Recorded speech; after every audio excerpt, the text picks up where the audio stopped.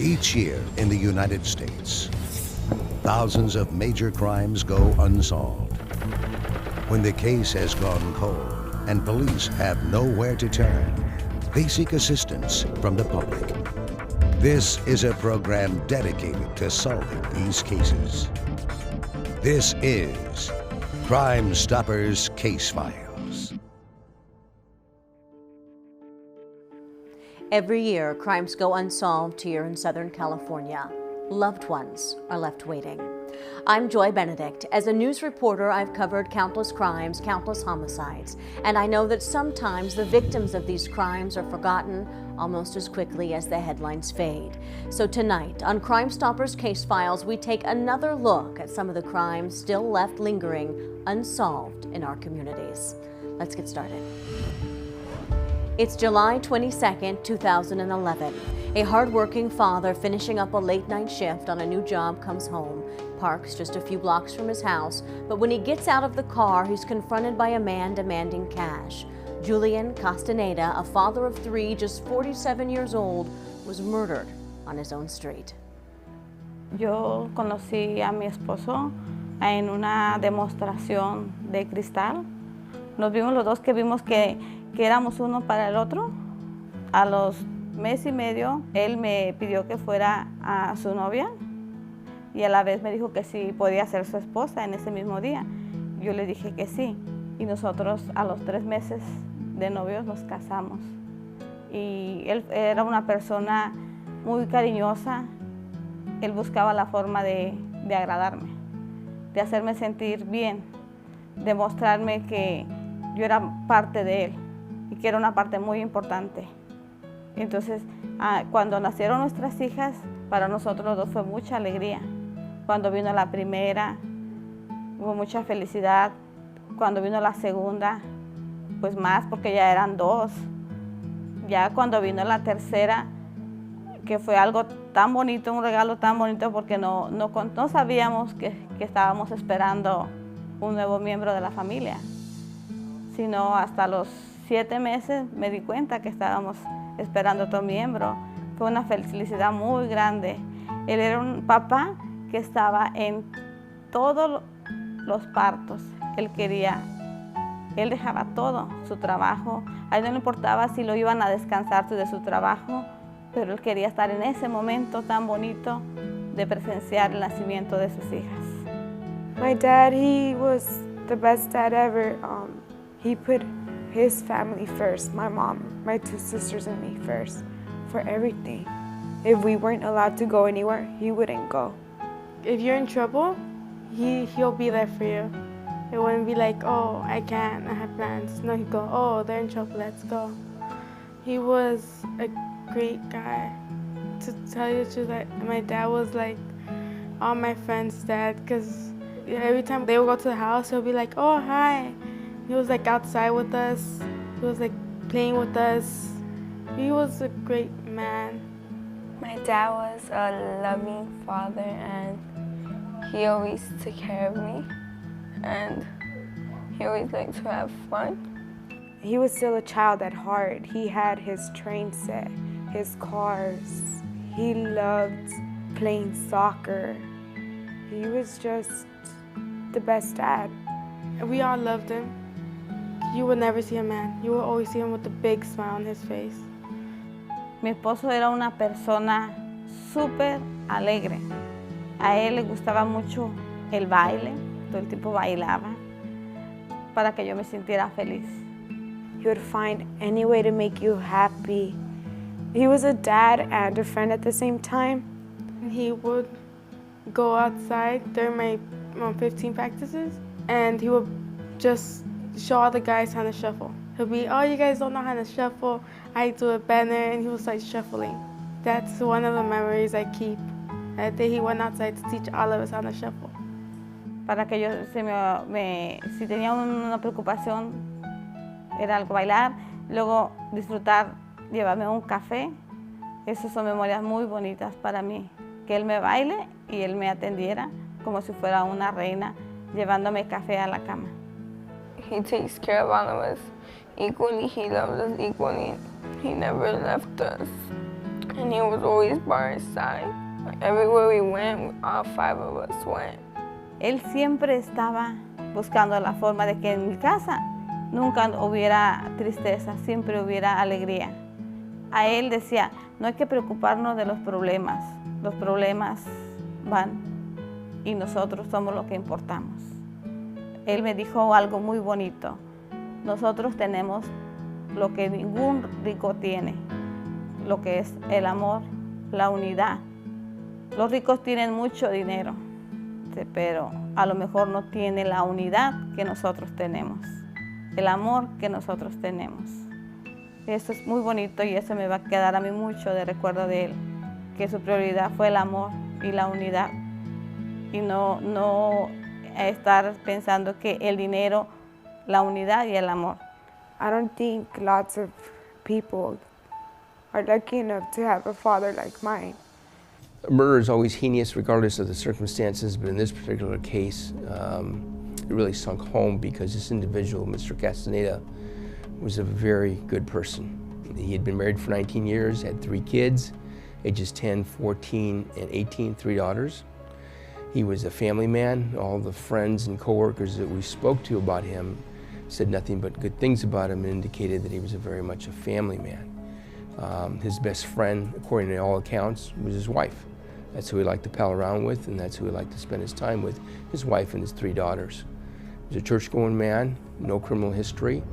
Everybody spoke very highly of him. No one would have a reason to murder him.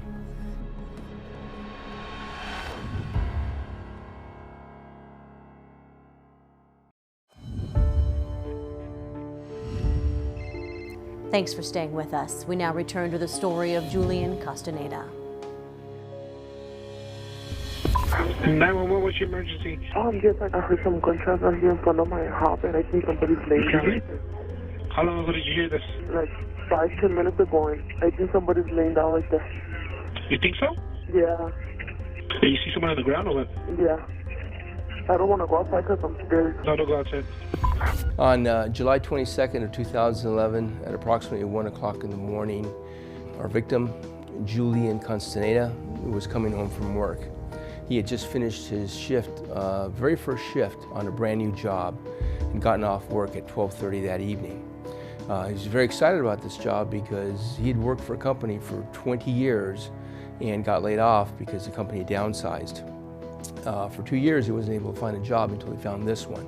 And he'd just gotten the job the day before his murder, and that night was his first shift. He's very excited about it because he's got a wife of 19 years and 3 kids, ages 10 to 18, so it meant a lot to him. He was very excited about the job.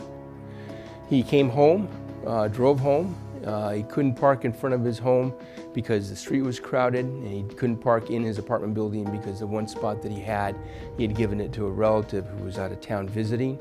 So he couldn't find parking on his street, so he had to park the next block over, which is California Avenue.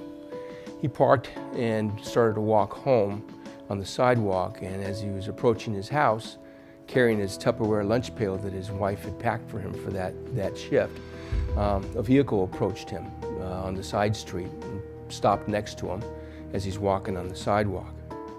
The driver of that vehicle exited his car and approached our victim. There was some interaction. At some time, the driver produced a handgun and fired multiple times at Mr. Castaneda, striking him several times. He collapsed on the sidewalk. The driver returned to his car, got in his car, and drove away westbound on Alma Street. The various neighbors in the neighborhood heard the gunfire, looked out the window, saw Mr. Castaneda laying on the sidewalk, and dialed 911. Authorities got there, transported him to St. Francis Hospital, where he was pronounced dead. It was 4 in the morning. Me and my mom got up, and she tells me, your dad's not back from work yet. Maybe he's still working overtime. Let's just call him. She was calling him from her cell phone. I was calling him from mine. No answer. I was like, well, let's give it some more time. 6 o'clock, we started calling hospitals. St. Francis picked up, and I asked for my dad, and they said, oh yes, he's right here. But they told me that he was very ill. They didn't tell me he had died. We were like, oh my God, maybe my dad got in a car accident or something. Me and my mom, at 4 in the morning, decided to walk out from the house. And we were actually standing there at the crime scene. And I told her, oh, Mom, it's not my dad. I don't see my car, so we're not gonna expect any bad news today, so we made it. My mom goes, yeah, poor family that has to receive the news that they lost a loved one. I was like, yeah, well, may God give them the strength they need and they'll be in our prayers. So we went and we were waiting in the waiting room. And the doctor showed up and she told us that my dad had gotten shot and he died instantly. Me and my mom just lost it. I didn't want to believe it until I saw the big puddle of blood right there down the block from where I lived. It explains why he didn't make it home in the night and why he didn't pick up his phone. Based on the fact that Mr. Castaneda's wallet was laying next to him, we believe that this was a street robbery. Crime of opportunity, the perpetrator may have seen Mr. Castaneda at that late hour of the morning, walking alone on a quiet, dark street, and took the opportunity to attempt to rob him.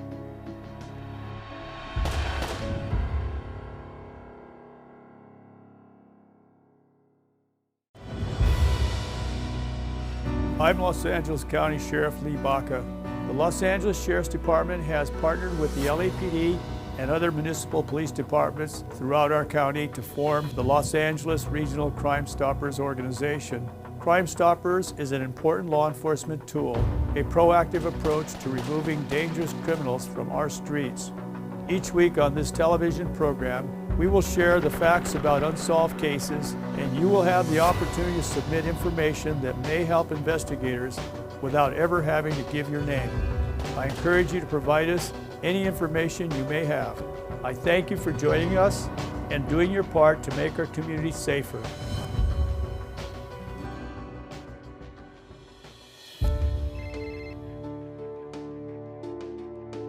On July 22, 2011, at approximately 1 o'clock in the morning, the victim, Julian Castaneda, was shot and killed as he walked home from work as he was approaching his home. But me and my mom that day, we felt like our whole world came crashing down just in one hit. We didn't know what to tell my sisters. We didn't know how they were going to take it.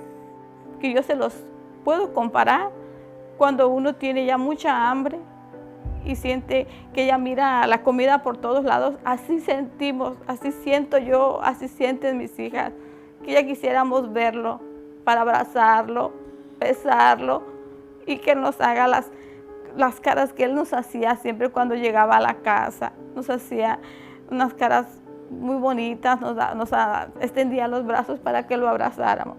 Y ahora que no está, no sabemos qué hacer, no sabemos cómo llenar ese vacío, no sabemos si vamos a poder salir sin su amor, sin su compañía, sin su apoyo. Before, when my dad was alive, the house was always a party. My dad would gather up all the kids, put music all loud, dance with all the kids. And now the house is just dead without him. All my baby sister does is cry. Yo veo a mis hijas como se ponen de más al decirme la más chica que qué puede hacer ella para irse con su papá, estar sin un beso, sin un abrazo de su papá. And my medium sister, she was going to have a 15. Now she tells me who is going to do their father-daughter dance with me. That's the whole point of a 15, to be with your dad. Ayer cumplió 15 años mi hija, la de en medio. ¿Qué le podía decir yo cuando ella me decía que quería de regalo a su papá? Yo no puedo darle ese regalo. I want them to know that they're making an innocent family suffer. He left 3 girls behind and a wife that really, really did love him. They just tore a real united family apart. We all feel like without him, we're nothing. He was an innocent man. He was just walking home. He wasn't doing anything bad.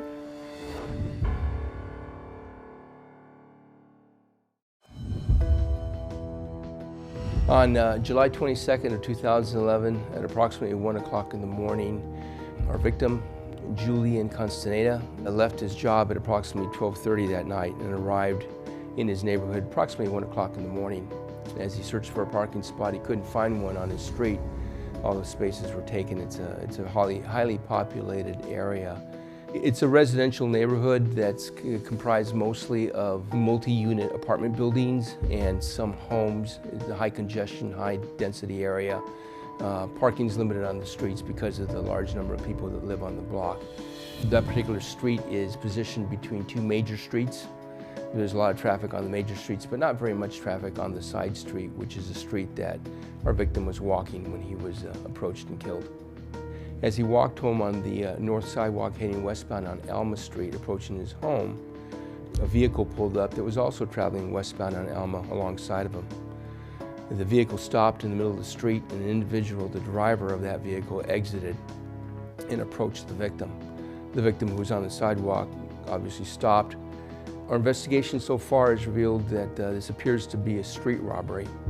Mr. Castaneda, from what we can tell, offered no resistance at all. The driver of that vehicle confronted our victim and then produced a handgun and fired several rounds at our victim, striking him several times. The victim collapsed on the sidewalk. The driver of the vehicle got back into his vehicle and drove westbound on Alma to Long Beach Boulevard and out of sight. Now, we have neighbors who were able to step forward and provide a description of the suspect. We were able to produce a composite as a result of those neighbors. And the suspect that we're looking for is a male Hispanic, approximately 22 to 25 years of age, 5'7", thin build, with short brown hair with a reddish tint to it, and a light beard and mustache as if it's just growing out, and he's fair complected. And the vehicle that this individual was seen getting into was a white-colored four-door sedan with a low-profile spoiler in the back. It possibly could be a 2006 or newer Nissan Altima or a vehicle similar to that. I want them to do no more harm to other people, to regret what they did to my dad. It was wrong to do because he had 3 young daughters and a wife he had to take care of. I think they should say something. It would help bring peace to the family. I know it's not going to bring him back, but at least to give us a little bit of peace and comfort knowing that the people that did this to my dad are not going to be in the streets destroying any more families, because this is the worst pain someone could go through. I think they should speak up. They could save many more families. En vez de andar matando gente, destruyendo, entregarlos a la policía para que la policía vea lo que se hace. Y yo siento que si los agarran, mi dolor va a ser un poco menos. Aunque nunca se me va a quitar, pero a lo menos va a disminuir mi dolor. We're seeking the public's help in generating any information on this case. Anyone that has any information, we would appreciate the call. My name is Detective Joe Espino, and my partner, Detective Bob Kenny, can be reached at the Sheriff's Homicide. The phone number there is 323-890-5500, or you can contact Crime Stoppers, and your call will be confidential. In any murder, it's a tragic situation, but more so in this one, when someone totally innocent gets their life taken from them. Julian's wife was his best friend, his children, his passion. And although they must find a way to move forward, they should not have to do it without answers. If you know anything about this crime, call Crime Stoppers anonymously at 800-222-TIMPS or log on to lacrimestoppers.org, where you can send an anonymous email or learn how to text your information. Thank you so much for joining us for this week's episode of Crime Stoppers Case Files. Remember, we are here every week with more crimes and more families needing answers. These are your neighbors. This is your community, and you can make a difference.